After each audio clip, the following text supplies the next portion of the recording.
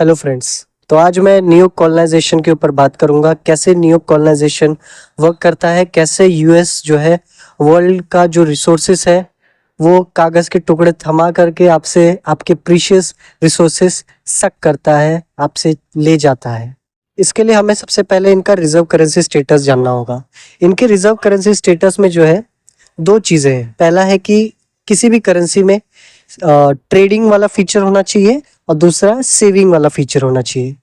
तो इन लोगों ने पेट्रो डॉलर यानी कि जब 1971 से पहले इन लोगों ने सऊदी अरब के साथ और उस रीजन के गल्फ के कंट्रीज के साथ टाइप किया कि हम आपको ईरान से सुरक्षा प्रोवाइड करेंगे, उसके बदले में आपको सारे जो आपका क्रूड ऑयल है वो डॉलर में बेचना पड़ेगा।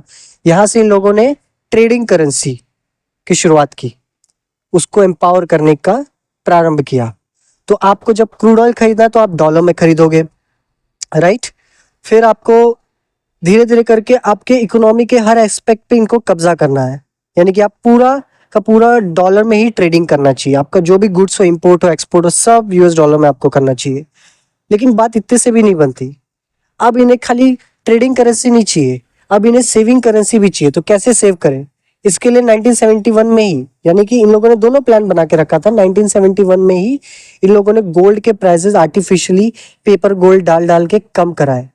जो आज आपने देखा ना, अचानक से गोल्ड के प्राइस बढ़े, ये आर्टिफिशियली दबाया गया 1971 के बाद से। वर्ल्ड के किसी भी सेंट्रल बैंक को अगर गोल्ड में अगर प्रॉफिट नहीं दिखता तो वो कि एक और तेल जो है इंपोर्ट कर रहे हैं, प्लस अब उन्हें गोल्ड में ही प्रॉफिट नहीं दिखा तो थोड़ा थोड़ा यूएस डॉलर की ओर इनका रुझान बढ़ा।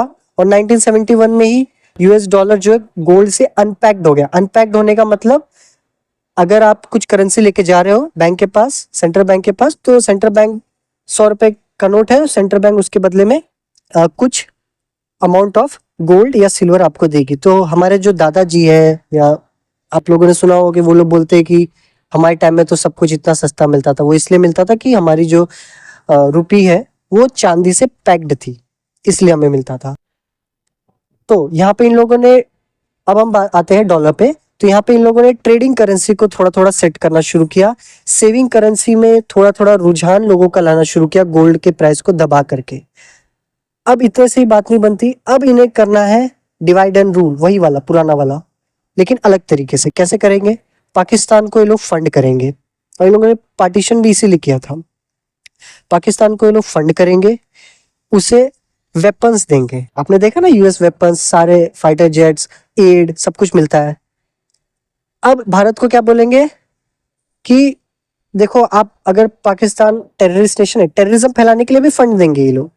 और आप बोलोगे कि पाकिस्तान टेररिज्म फैलाता है, तो आप बोलोगे ठीक है, हम पाकिस्तान पे एफएटीएफ से सैंक्शन डलवाते हैं और उसके बदले में आप डॉलर में ट्रेड करो और हमारी करेंसी में सेविंग करो, हमसे ट्रेड करो बेसिकली। तो ये जो है कंडीशंस अप्लाई होती है सभी कंट्रीज के साथ, सभी के साथ इन लोगों ने यही किया। तो अब सेविंग करेंसी भी आगे बढ़ने लगी। जब आप सेविंग करेंसी बनाना शुरू कर देते हो और ट्रेडिंग करेंसी बनाना शुरू कर देते हो, अर्थव्यवस्था के हर एस्पेक्ट पे आपका कब्जा होना शुरू हो जाता है। तो डॉलर का पूरे वर्ल्ड के ट्रेड पे कब्जा होना शुरू हो गया। और अब बात करते हैं जीडीपी फॉर्मूला की। जीडीपी फॉर्मूला इतना फ्लॉड, इतना घटिया फॉर्मूला है कि आपको अभी मैं बताता हूँ कैसे काम करता है।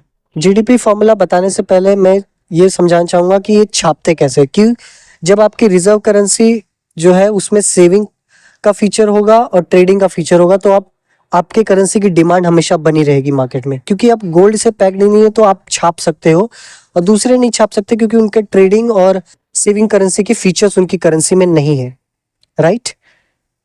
अब इसकी वजह से जो डॉलर है वो हमेशा उसकी वैल्यू ऊपर रहती है। वो इंटरेस्ट थोड़ा सा बढ़ाते हैं, वर्ल्ड उसी की ओर आगे भागता है।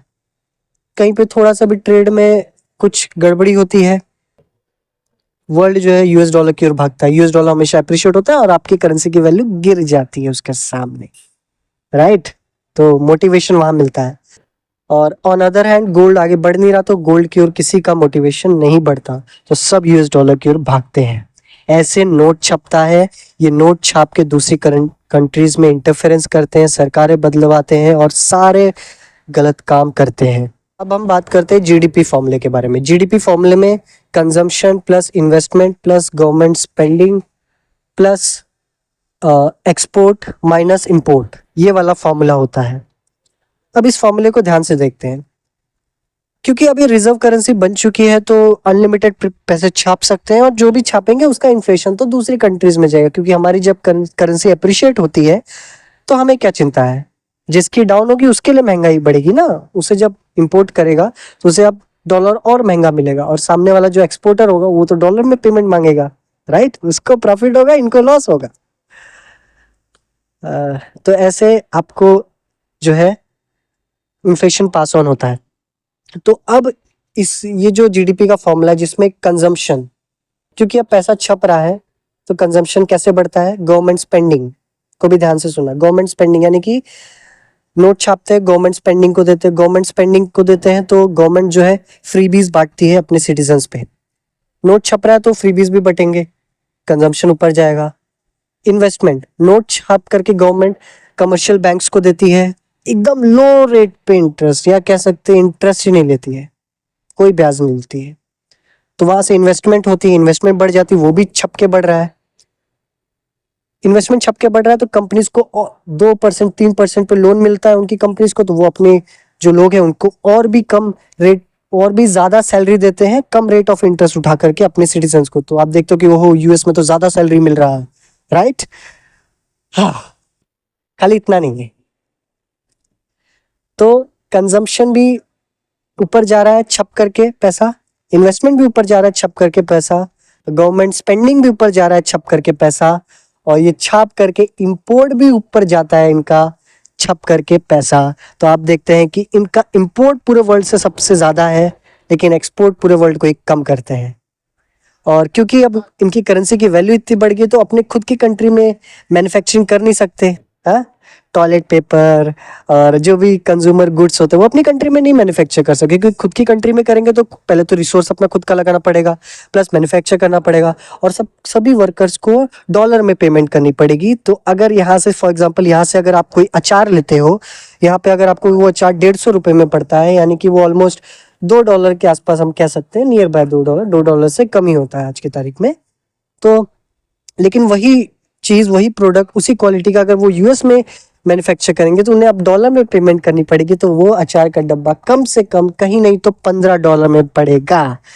यानी कि यहाँ से अगर शिपमेंट करके भी हम उस कंट्री में भेजे तो वो शेल्फ जो होती है बाय करने के लिए दुकानें होती है, वहां शेल्फ पे वो $5 का बिकेगा इंडियन अचार। लेकिन वही इंडियन अचार अगर यूएस में मैन्युफैक्चर होगा तो वो कम से कम $15 या उससे ज्यादा का बिकेगा। तो वो पास ऑन करते हैं दूसरी कंट्री में मैन्युफैक्चरिंग। तो आप बोलते हो कि ओहो एप्पल इंडिया में मैन्युफैक्चर होने जा रहा है, पहले चाइना में हो रहा था। छापो और मजे करो। और जीडीपी का फॉर्मूला भूलना मत, कंजम्पशन भी हाई है, इन्वेस्टमेंट भी हाई है, गवर्नमेंट स्पेंडिंग भी हाई है, इंपोर्ट भी हाई है, एक्सपोर्ट का नीचे है। तो जब चार चीजें हाई है ऊपर है, सिंपल सी बात है, छाप छाप के अपनी जीडीपी ऊपर लेके जा रही है लोग, राइट। अपनी जीडीपी छाप छाप के ऊपर लेके जा रहे हैं। तो एक जीडीपी फॉर्मूला जो है फ्लॉड मॉडल है। आई बात समझ में। तो कुछ ही दिनों पहले प्राइम मिनिस्टर ने जीडीपी को जीईपी से रिप्लेस करने की बात कही है, और वो रिप्लेस करने के लिए पूरा प्लान बन चुका है। कुछ ही टाइम में हमें फॉर्मूला मिल जाएगा, शायद 1-2 महीने में। जैसे ही इंडिया पाकिस्तान का जो ये इशू है, ये जो ऑपरेशन है हमारा खत्म हो जाता है। तो कैसा लगा इकोनॉमिक न्यूज? कैसी लगी इकोनॉमिक थ्योरी, मुझे बताना। प्लस ये लोग लिटरली न्यू कॉलोनाइजेशन कर रहे हैं, जहां पे आपके रिसोर्सेस सक कर रहे हैं, कागज का टुकड़ा देके आपके रिसोर्सेस खींच रहे हैं आपसे। आप रियल गुड्स दे रहे हो, उसके बदले में लिटरली कागज का टुकड़ा दे रहे हैं। ये फिएट करेंसी है, गोल्ड बैक्ड करेंसी नहीं है, गोल्ड से कोई पैक्ड नहीं है करेंसी, लिटरली कागज का टुकड़ा। और कोविड में इन लोगों ने 13 ट्रिलियन के ऊपर छाप दिया था, और वही चाइना ने 3.6 ट्रिलियन ही कमा पाया पूरे 30 से 35 सालों में यूएस के साथ ट्रेड करके। तो अंधा लूट चल रहा है पूरे वर्ल्ड में। तो ये न्यू कॉलोनाइजेशन का अंत होना है। पहले कॉलोनाइजेशन का अंत हुआ, अब न्यू कॉलोनाइजेशन का अंत हो रहा है। तो हम लगभग 450 साल बाद पूरा विश्व स्वतंत्र हो रहा है इन घटिया फिरंगियों से। जय हिंद।